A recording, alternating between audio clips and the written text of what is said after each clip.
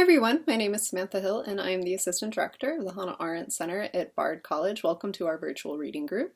This week we're going to be discussing Hannah Arendt's essay, Thinking and Moral Considerations. You can find the essay in the edited volume, Responsibility and Judgment, which was put together by Jerome Kohn. So in many ways, our conversation this week about thinking is going to pick up where our discussion of personal responsibility under dictatorship left off.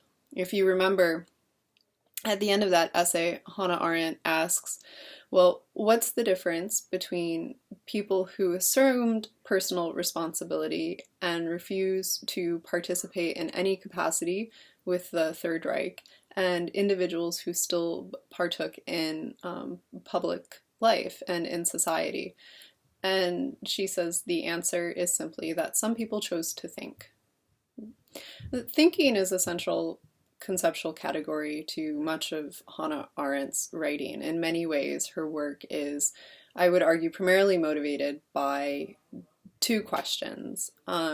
What is the nature of freedom in the world? And how do we escape what she calls in her Denktagebuch, her thinking journal, tyrannisches Denken, tyrannical thinking. And so she's making a negative claim on thinking as a political capacity that has bearing on public life. And of course, the first volume in her last work is a treatise on thinking as well.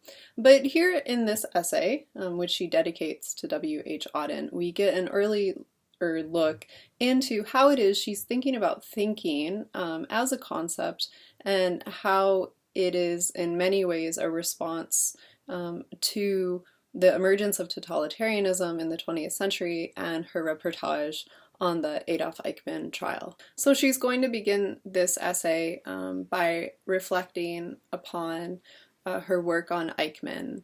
And she says, to talk about thinking seems to me so presumptuous that I feel I owe you a justification. Some years ago, reporting the trial of Eichmann in Jerusalem, I spoke of the banality of evil, and meant with this no theory or doctrine, but something quite factual.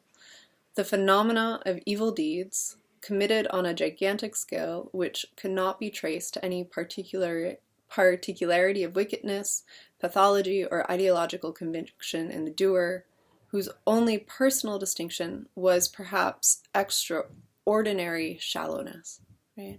And so she's going to offer a brief description of Eichmann at the opening of this essay in order to illustrate why it is she came to how it is she came to the idea of the banality of evil and Eichmann's own incapacity to think, which she saw evidenced in his use of cliches and stock phrases and worn out language that doesn't necessarily carry any meaning. And she uses the example of his final speech when he's standing on the gallows as the primary example of this. Even in his final moments when he was facing death, he was unable to evidence any genuine concept of thinking.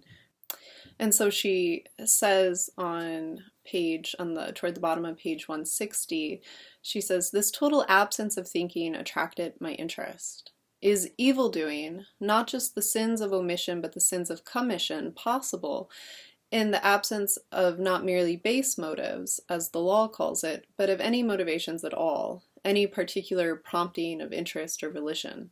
Is wickedness, however we may define it, this being determined to prove a villain, not a necessary condition for evil-doing?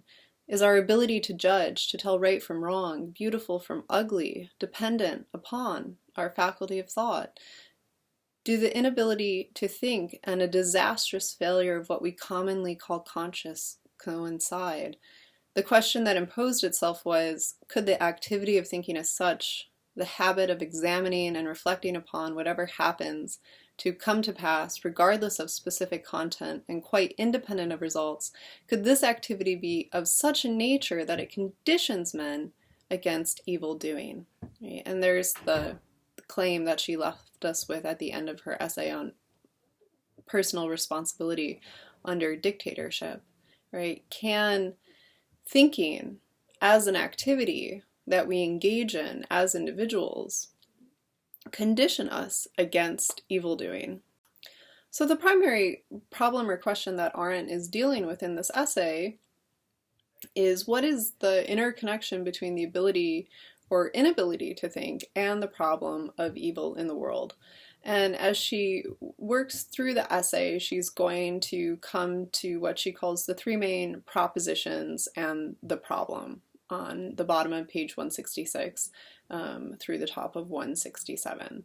So the first proposition that she offers us is, if such a connection does exist between our ability or inability to think and evil, if such a connection exists, then the faculty of thinking, distinguished from the desire for knowledge, right, and she's drawing a really important distinction there between thinking and knowledge, must be ascribed to everybody. It cannot be a privilege of the few, right? So if we're going to say that there is a connection between our ability or inability to think and the problem of evil, then everyone has to be capable of thinking. Everyone is capable of this form of thinking, right? And so the second proposition then is, if Kant is right, and the faculty of thought has a natural aversion against accepting its own results as quote-unquote solid axioms, then we cannot expect any moral propositions or commandments, no final code of conduct from the thinking activity. Least of all, a new and final definition of what is good and what is evil, right? And so this is one of the things that she demonstrates in the essay on personal responsibility, is that our normative conceptions of good and evil fell apart with the emergence of totalitarianism as a new political form in the contemporary world, and that they no longer carry any inherent meaning or value as concepts that we can grab onto when we're thinking about political problems. And so if we're turning to thinking as that which can stop, prevent evil in the world, then thinking in itself is not going to be a solid axiom. It's not going to be a new moral claim of what is good. Instead, it's going to be an activity, something that we engage in, and not something fixed, right? And so then the third proposition is that if it is true that thinking deals with invisibles, it follows that it is out of order because we normally move in a world of appearances, in which the most radical experience of disappearance is death. And so the question she asks is, how can anything relevant for the world we live in arise out of so resultless an enterprise? So Arendt is going to be offering us a conception of thinking as an activity that we can engage in, which will affect the self in the way one wills and acts in the world, but it's not toward an end. It's not productive. It is, as she says here, resultless, right? And so how do we think about thinking in itself then as a concept that has utility for these political questions? And she says that an answer, if at all, can come only from the thinking activity, the performance itself, which means that we have to trace experiences rather than doctrines, right? To uplift the particular over doctrines, over universals. And where do we turn for these experiences? That everybody, the quote-unquote everybody of whom we demand thinking, writes no books. He has more urgent business to attend to, and the few whom Kant once called the professional thinkers were never particularly eager to write about the experience itself, perhaps because they knew that thinking is resultless by nature. Thinking in itself does not directly manifest something in the experiential world, for their books with their doctrines were inevitably composed with an eye to the many who wish to see results and do not care to draw distinctions between knowing and thinking, between truth and meaning, right? And so she's going to say that many people have talked about the outcome of thinking, the products of thinking, which is oftentimes what we see in philosophical texts, the results of thinking. But not many individuals have taken the time to write about the process of thinking in itself. what is it that we're doing when we think? What is the process of thinking? What gives form to the process of thinking as an activity that we engage in? So Arendt is going to, in answering this question, she's going to uphold the example of Socrates, and she's going to offer the three similes that Socrates uses to describe himself as a metaphor for the thinking activity and the process of thinking. So if you go to the middle of page 174 through the end of 175, she offers brief accounts of the three similes. The first that Socrates uses is the gadfly. Right? He knows how to arouse the citizens who without him will, quote unquote, sleep on undisturbed for the rest of their lives, unless somebody else comes along to wake them up again. And what does he arouse them to? To thinking, to examining matters, an activity without which life, according to him, was not only not worth much, but was not fully alive.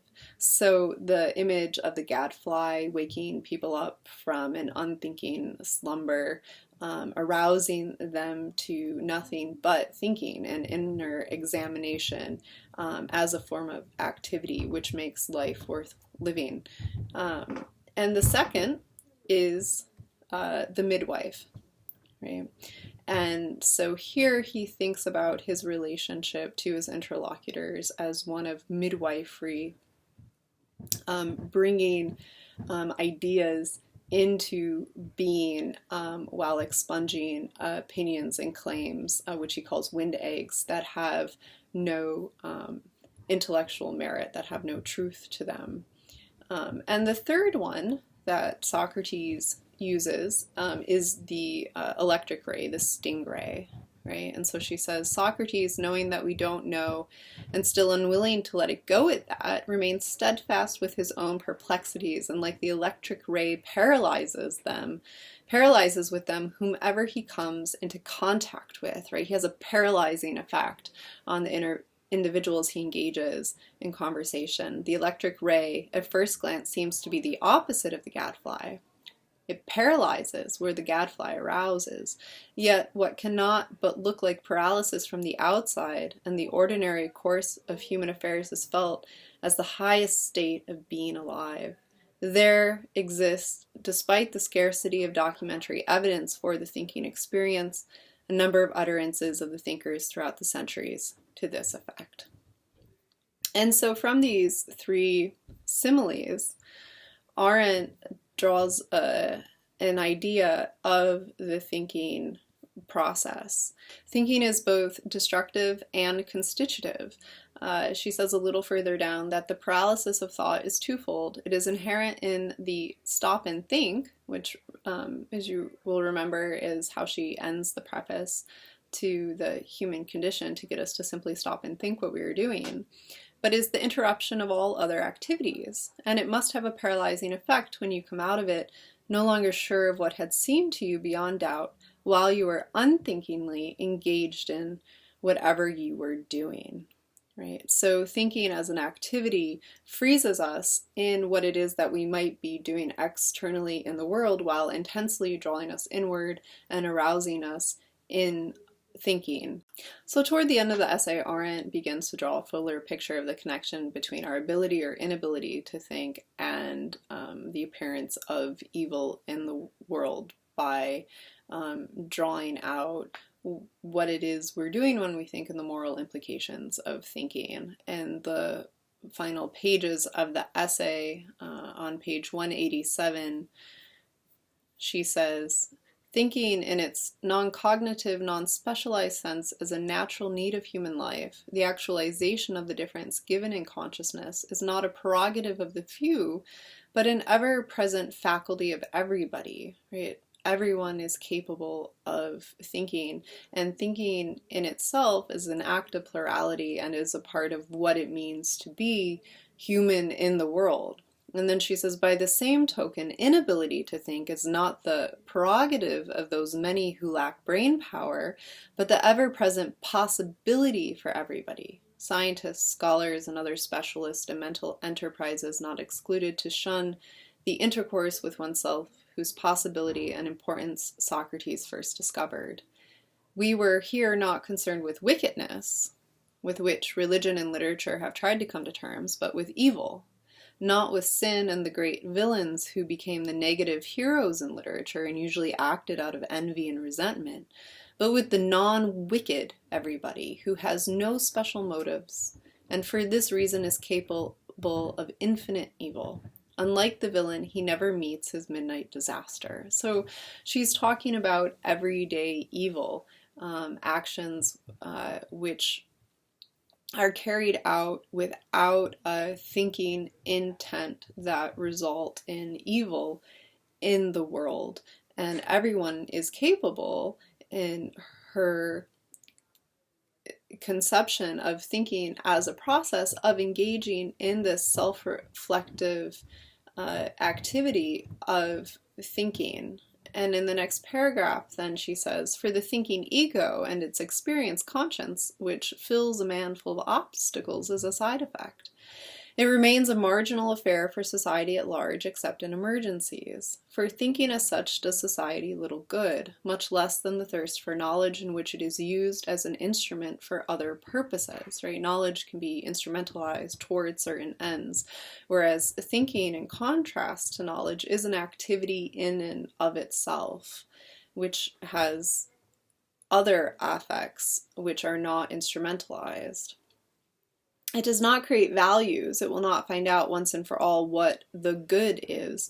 And it does not confirm, but rather dissolves accepted rules of conduct. Thinking is not an act of affirming what it is we think we already know. Instead, when we engage in this act of thinking, it ends up dissolving what it is we think we know. Its political and moral significance comes out only in those rare moments in history when things fall apart, the center cannot hold.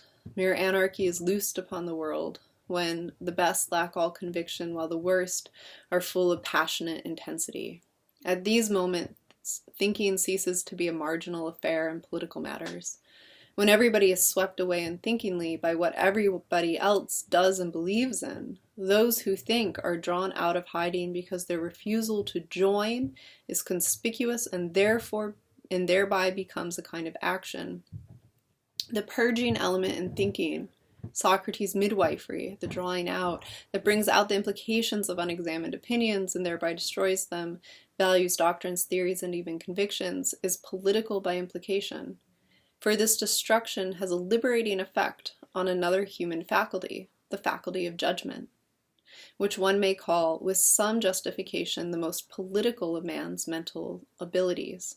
It is the faculty to judge particulars, right? Her emphasis on experience that we have to look at without subsuming them under those general rules which can be taught and learned until they grow into habits that can be replaced by other habits of rules.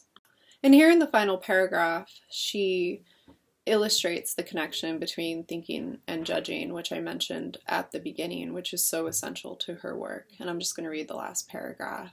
The faculty of judgment, judging particulars as Kant discovered it, the ability to say this is wrong, this is beautiful, etc., is not the same as the faculty of thinking. The ability to judge is not the same as the faculty of thinking. Thinking deals with invisibles, with representations of things that are absent. Judging always concerns particulars and things close at hand, but the two are interrelated in a way similar to the way consciousness and conscience are interconnected. If thinking, the two in one, of the soundless dialogue actualizes the difference within our identity as given in consciousness and thereby results in conscience as its byproduct, then judging, the byproduct of the liberating effect of thinking, realizes thinking, makes it manifest in the world of appearances, where I am never alone and always much too busy to be able to think. The manifestation of the wind of thought is no knowledge. It is the ability to tell right from wrong, beautiful from ugly. And this indeed may prevent catastrophes, at least for myself, in the rare moments when the chips are down. So I am going to stop there for now. We are going to pick up the conversation on Friday afternoon at 1 o'clock. We still have much in the essay to get through, including this ever important distinction that Arendt is drawing between consciousness and conscience and the relationship between thinking and judging. I'm looking forward to talking with all of you, and I'll see you soon. Have a good week.